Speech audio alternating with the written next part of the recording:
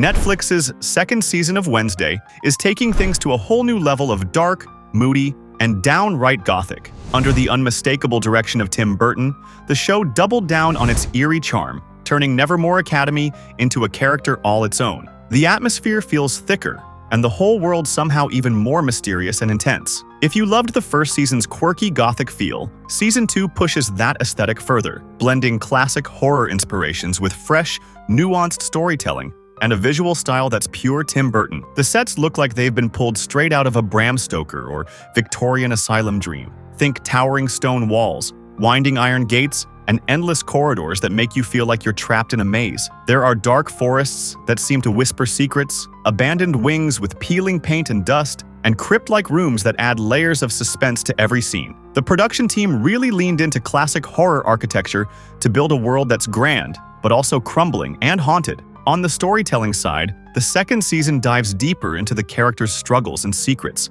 making the show feel more intense. Jenna Ortega steps into a darker, more complex version of Wednesday, balancing her trademark deadpan sarcasm with moments of vulnerability and rage. The writing explores her internal battles alongside the external supernatural threats, weaving a story that's as much about self-discovery and family legacies as it is about creepy mysteries. The supporting cast also gets more depth, with relationships becoming more complicated and the stakes getting higher as the season progresses. This new season is like walking through a gothic dream that's equal parts beautiful and unsettling. Every corner of Nevermore is packed with detail and atmosphere, showcasing the love and care that went into building this magical world.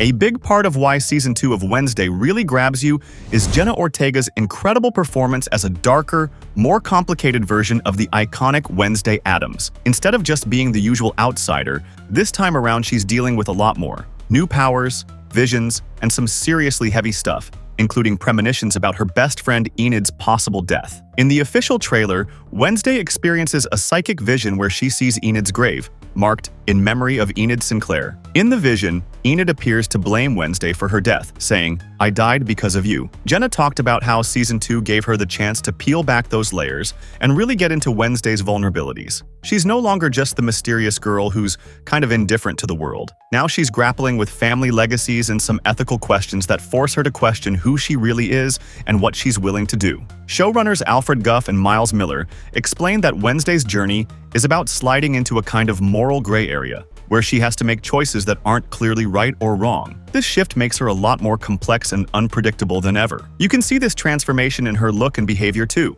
The neat, crisp uniform from Season 1 is gone. Instead, she's wearing clothes that look a bit more worn, layered, and lived in. It almost feels like her wardrobe is a visual way of showing how much she's unraveling on the inside. This change isn't just about appearances, though. It shows how Wednesday herself has evolved. She's no longer just that sarcastic, quick-witted girl we met at the start. Now, she's someone wrestling with a lot of heavy stuff. The dark forces around her, the powers she's trying to understand, and the complicated history her family carries. She's really struggling to hold on to who she is underneath all that pressure and darkness. It makes her way more real, like she's fighting an internal battle while trying to navigate everything crazy happening around her. Season 2 of Wednesday is packed with loving nods to classic horror movies and Gothic literature, which adds a really cool layer to the show. Tim Burton and the creative team clearly had fun weaving these homages into the mix, making it feel like a spooky tribute to the horror genre while keeping things fresh and unique. One of the standout moments in the upcoming season of Wednesday is an episode Jenna Ortega herself has teased as a full-on tribute to 1980s slasher films. In interviews, Ortega revealed that there's an entire episode styled after classic horror slashers, basically a love letter to that gritty, suspenseful era of masked killers and creeping dread. The episode captures that unmistakable vibe of a slasher movie, with a mysterious figure prowling around Nevermore Academy, stalking students and building a palpable sense of tension. Everything from the cinematography to the pacing leans into the genre. Tight, claustrophobic framing, deliberate slow builds, and sudden, jarring bursts of gore. The atmosphere evokes iconic films like Halloween and Friday the 13th, packed with stylized scares and visual homages to the horror classics that defined the 80s. But what elevates the episode is how it cleverly subverts these familiar tropes through Wednesday's unique lens. Sharp-witted, sarcastic, and always one step ahead. Beyond slasher films, the season is drenched in Gothic literature references, especially when it comes to the family mythology and Morticia's dramatic transformation. There are vibes straight out of The Turn of the Screw and Dracula,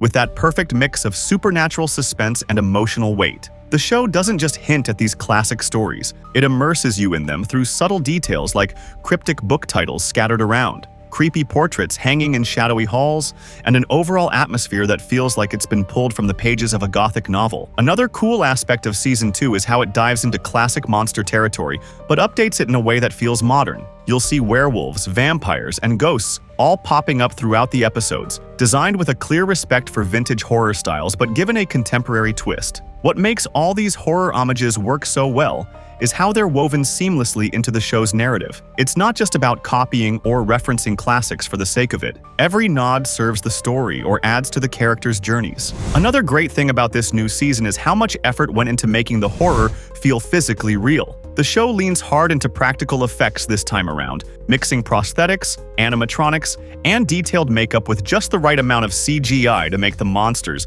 and scares feel grounded and tactile. Take the creature work, for example. For the werewolf transformation scenes, the effects team used prosthetic limbs, mechanical rigs, and even old-school animatronics to make the transformations feel visceral and believable. Actors could actually touch and react to the creatures on set, which adds a layer of realism that pure CGI often lacks. The design work is incredible. Snarling mouths, twitching ears, and creepy hand pulls that look straight out of vintage horror, but with modern polish. And for characters cursed or possessed, the prosthetics are wild. Layers of latex and silicone, all hand-painted, create skin that looks bruised, cracked, or haunted by something otherworldly. That intensity is matched perfectly by the cinematography, especially in the slasher episode, which is one of the visual highlights of the season. The lighting team went all in on that classic 80s horror movie vibe, flickering candles, weird neon glows, and eerie flashlight beams cutting through the dark. Everything feels shadowy and dangerous, and the use of silhouettes and backlighting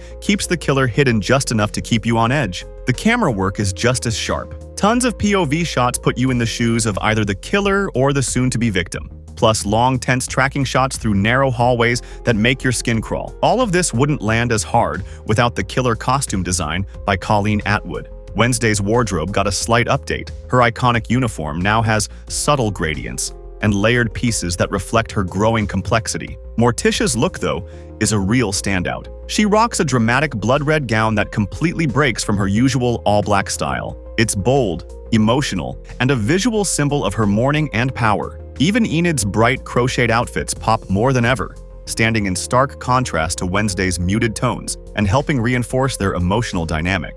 Principal Weems's vintage-inspired wardrobe brings in a nice touch of old-school elegance, grounding the Gothic madness with a bit of real-world flair.